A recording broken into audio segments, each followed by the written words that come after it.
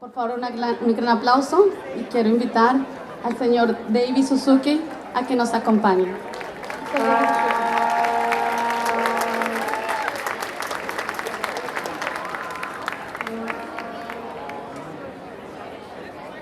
Thank you very much.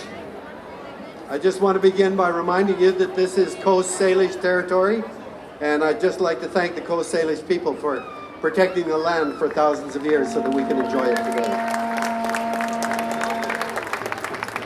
So I am delighted and honored to have this opportunity to share a few ideas with you, to celebrate the Latin American people and their cultures and their ecosystems that are so precious to the rest of the world. Over the years, I've been very privileged to have visited a number of countries in Latin America to do programs for the nature of things.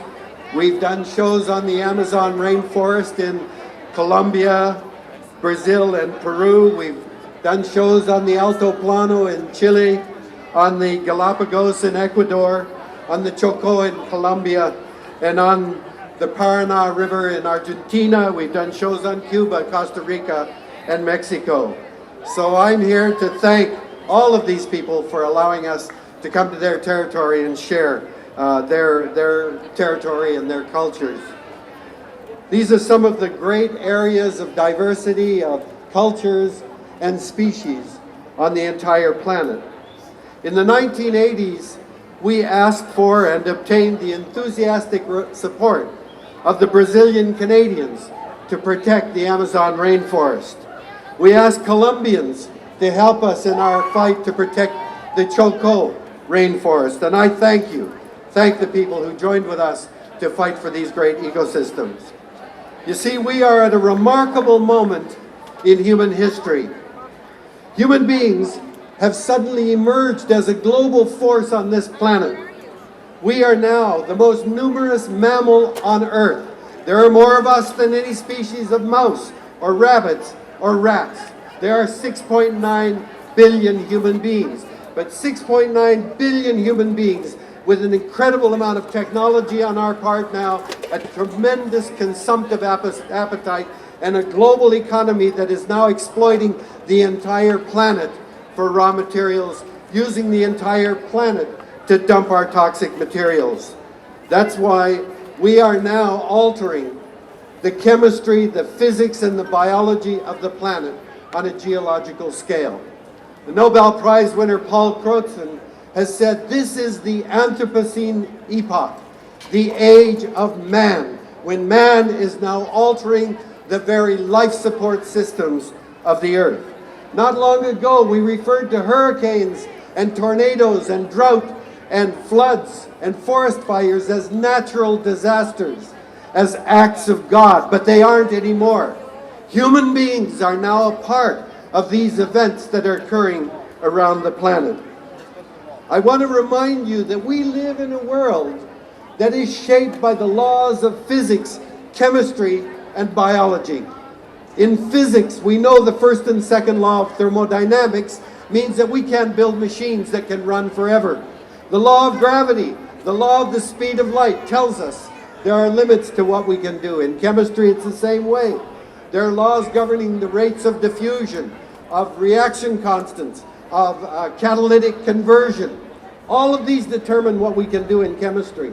And in biology, we know that our biological principles need, if we don't have clean air, clean water, clean soil, clean energy from the sun, and diverse species, we sicken and die.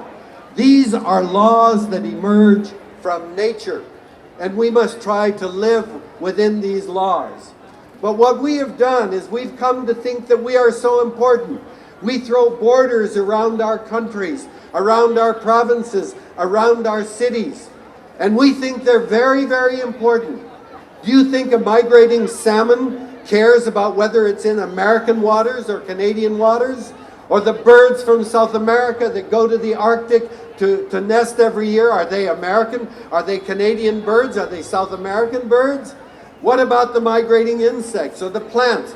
They don't care about our national boundaries. And then we create things like capitalism, corporations, the economy, markets. These are not forces of nature. We invented them. And yet we try to make nature fit our creations. It doesn't make any sense. We have now put the economy above everything else.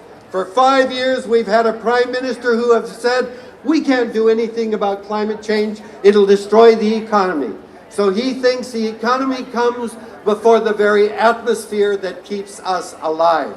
And now we have given a mandate to this man with a majority government who elevates the economy above everything else. And it's up to us to indicate that that's not true. We need new ideas and new perspectives.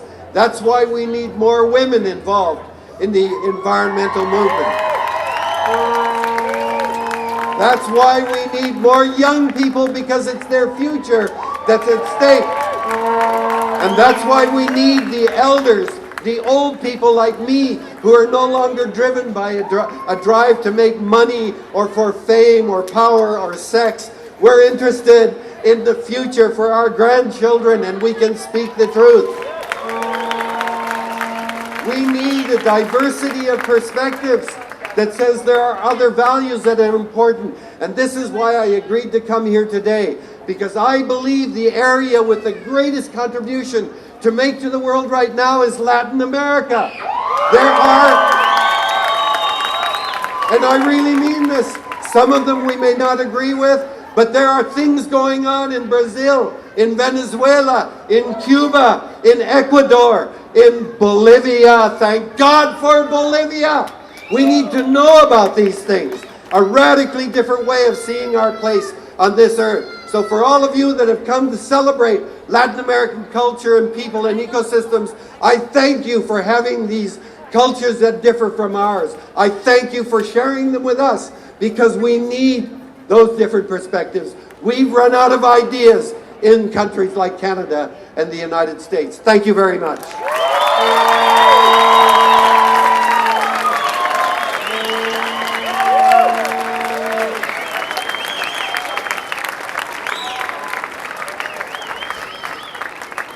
Mr. David Suzuki, on behalf of Latincouver, the volunteers, and the Latin community, because we want to be part of Vancouver, we want to learn about become an organization of people that adapt to these changes. We want to thank you, and this is a little something. Is it Peruvian wood? No, it's not Peruvian, it's actually from Eclipse Awards. Thank you.